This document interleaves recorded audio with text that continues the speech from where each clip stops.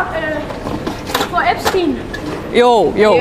He's a W guy. What's up guys, so new Apex season patch notes are live and Respawn have made some pretty good changes in this season. But the few changes are little bit weird. So let's start the video with Keon and Hakis where they review the new season patch notes. Tactical, faster weapon stow, because that would be like that would actually suck if they completely replace his passive. They didn't say they replaced it, but they also didn't say that where it went, right? So if they took away his double, because his passive used to be carry 2 nades per slot, and all he gets now is just the taking less damage, I think that would kind of like low-key be a nerf. Like it'd be kind of a little bit of a nerf, in my opinion. Tactical, faster weapon stow time when switching to the tactical. Okay, so that's just a quality of life. That's like want to use an animation and then the or when you want to do something and then the animation takes 4.5 seconds before you get to do the thing that you wanted to do 4.5 seconds ago. It's not gonna be that long. It's gonna be instant probably.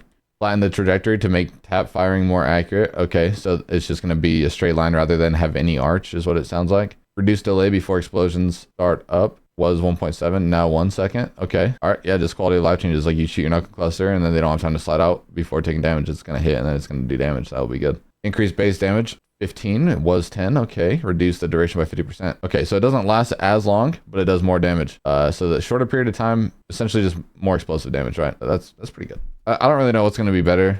I think like in competitive, you're probably going to take the pyro, like the fire thermites dropping behind your ult, just because it denies space for longer. And like the knuckle jumper is more like, I don't know, just movement. I don't know. I mean, this could be good in the right hands. I don't think controller players are going to take knuckle jumper though. Essentially what happens is like knuckle jumper is just going to be a sparrow jump, right? So is it really worth having a sparrow jump or just denying more space? I feel like denying space and doing damage, potentially like a ton of damage with thermites, is going to be better. Reignition, dealing explosive damage to enemies recharges your ultimate. For every 2 damage dealt, reduces cooldown by 1 second. So would that just mean that if you hit one person you just hit 1 tick with your cluster and all of a sudden your ult is 8 seconds faster? I mean, that's pretty insane. This is a good perk though. This is going to be really overpowered. I think you're going to just be able to spam your ult essentially without using ult excels. All right, next legend, Catalyst. Devs note Catalyst has needed help for a while. I agree, because you guys just fucking nuke a character that is not frustrating to play against at all. Like Cat was never really frustrating to play against, and they just like nuked her into the ground.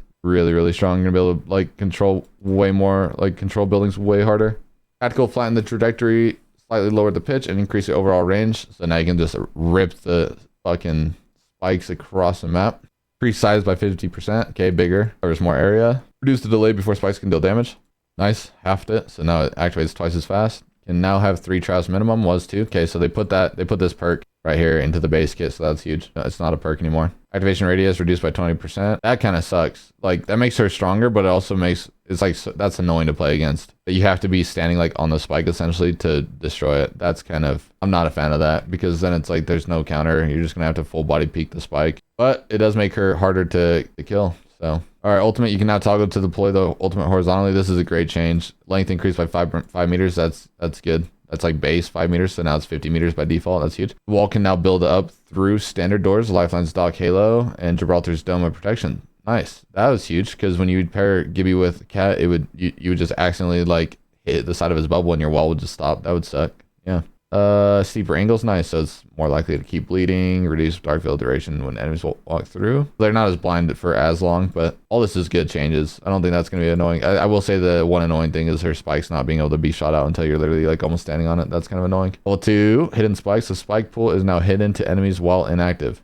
Okay, level 2 perk will make your spikes literally invisible until they're pretty much standing on the spikes. That's insane. That's insane, because if you put it around a corner in a building and they try to slide jump through your door, they're just going to get insta slowed in your 50% larger spikes. And it's, yeah, wow, that's going to be a really annoying perk to play against. Soul Piercer, spike traps activate 50% faster and deal 5 more damage per hit. I don't really know which one's going to be better. Low-key, like the more damage and 50% faster might be better, because that means that you like could throw it mid-fight on somebody, and it's going to activate like right away, and it's going to give you like 20 damage. So that's pretty insane. Remove the Longveil and scissor spikes from the level 2 upgrades. So that's good, like I was just saying. That's it. They didn't change anything about the purple perk. So the purple perk is going to be what, still the same? Reinforce, rebuild doors, or let the wall last a little bit longer. Yeah, the hidden spike is going to be really good, but also I think both these perks are going to be really good. That's going to be a 50-50 for the first few weeks. Pros are trying to figure out which one's better. Bow check, max damage decreased to 60 was 65. Bow check's still going to be good. Max energized damage decreased to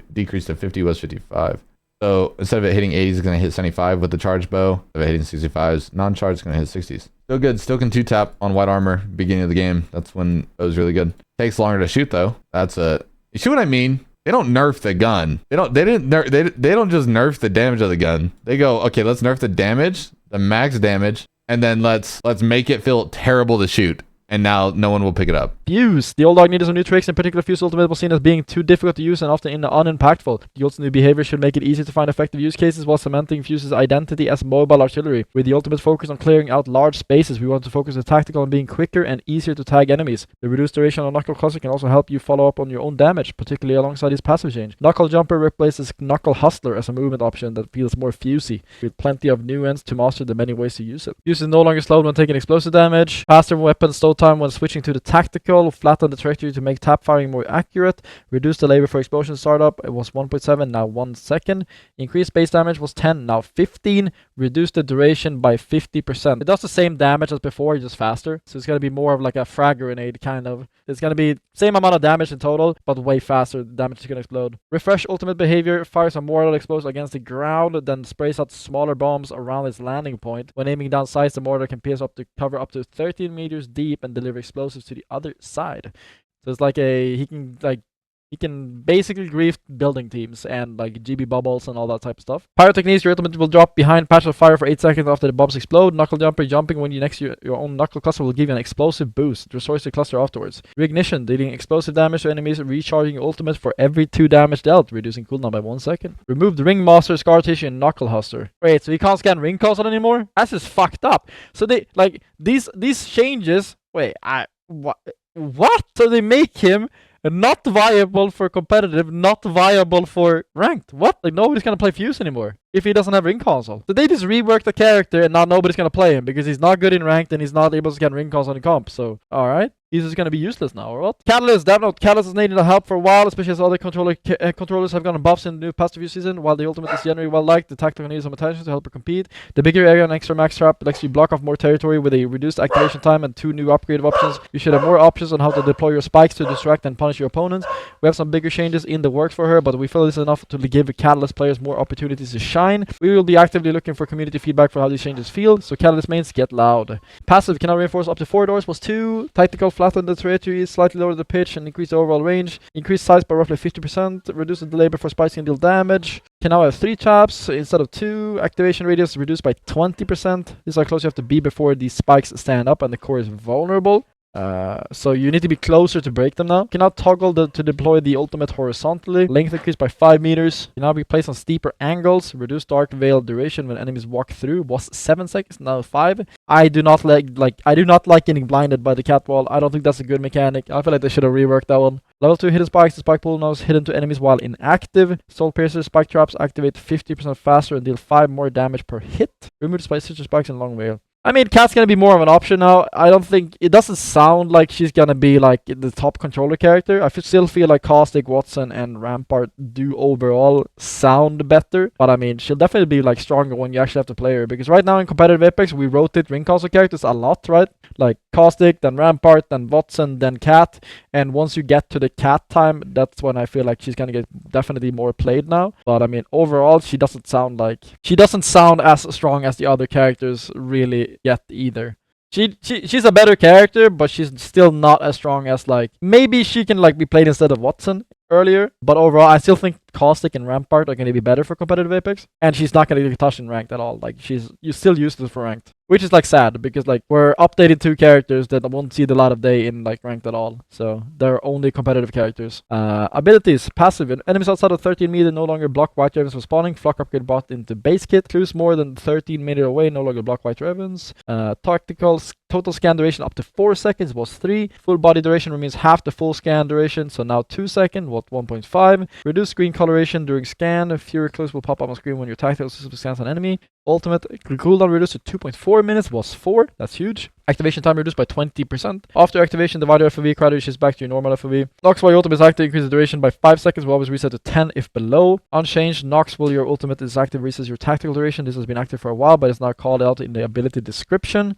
Upgrades, Taste of Blood, region 50 health when getting a knock while your ultimate is active. Ravens flight, when activating your white ravens, they can ping enemies twice as far as normal. Hunter's agility, your tactics is going faster to use and has 5-second cooldown. Eye of the Allfather removed from level 2. Removed Raven's Blessing, Flock, and Sight Down. Alright, so, I mean, Bloodhound is definitely, like, sounds good. Bloodhound sounds good, and Bloodhound is overall, like, an easy character to play. So I think Bloodhound is definitely going to see an increase in pick rate, especially in Ranked. So, yeah, I think in Ranked, we're going to see a lot more Bloodhound. I mean, Bloodhound is definitely not better than Crypto still. Unless this something happened here, but yeah, I mean, I can see Bloodhound maybe getting played in competitive Apex after Crypto is gone. But I mean, I don't see a reason why he would replace Crypto. Overall, though, yeah, I can see an Octane Bloodhound bang meta in Ranked for sure. I can see that. You're doing great. Again, definitely see an Octane Bloodhound bang meta in Ranked, or just an Alter bang Bloodhound or whatever. Bloodhound, anything to be honest. Bloodhound, Octane, whatever. Like, Bloodhound's gonna be a great ranked character, I think. He's a very easy character to use as well, so helps a lot in fights. Triple take, reduce rate of fire, slightly increase choke time. I'm very excited for this chat. Marksman's has been broken for so fucking long. I can't wait to have a normal meta back, like an AR meta. I can't wait for an AR meta. I'm so excited. This is like one of the best changes. Like I already liked the gun meta, but now the gun meta is gonna be even better. I really like that. We're gonna see a lot more Havoc. We're gonna see a lot more Nemesis. We're gonna see a lot more like Flatline, Hemlock, R301. They're all decent. They're all viable. So yeah, I'm excited. Marksman is still probably gonna be paid. Like triple take can still be good and stuff like that. But yeah, we're still gonna see in comp. I think we're still gonna see Marksman and Sniper. I mean, AR meta in general should be okay. This is an amazing change too, chat. Remove from loot pool, remove from loot pool. We start with white knockdown, we start with backpack, and it's tied to the legend level. So the loot pool is so much cleaner now. The loot pool is so much cleaner. That's a great change they've done. Like people just want to find a gun, they want to fight, they don't want to look for white backpack, white knockdown, and that shit just clutters everything, just leaves scraps on the floor. Yeah, I mean TLDR chat, gun meta. We're back to an AR meta, hopefully. I'm very excited for that. That's a great changes. Great changes. P20s could be meta as well. Shotguns could be really good as well. Bloodhound, you'll see a lot more play, especially in ranked. Maybe in comp after Crypto's gone. Cat and Fuse, I think, are kind of unchanged. Fuse, you'll actually see less people play because he doesn't have ring console anymore, which is like very, very questionable. Very questionable change removing ring console. A Cat, I think, is like she's definitely a stronger legend, but I don't think she's better than like her controller characters like Caustic and Watson and Rampart. She's gonna be like maybe equal to them. You can swap around, but I don't know. We'll see. We'll have to wait and see. Let me know your thoughts on this video in the comment section, and if you are new here, make sure to leave a like and subscribe to my channel for more interesting video. Hasta la vista, baby.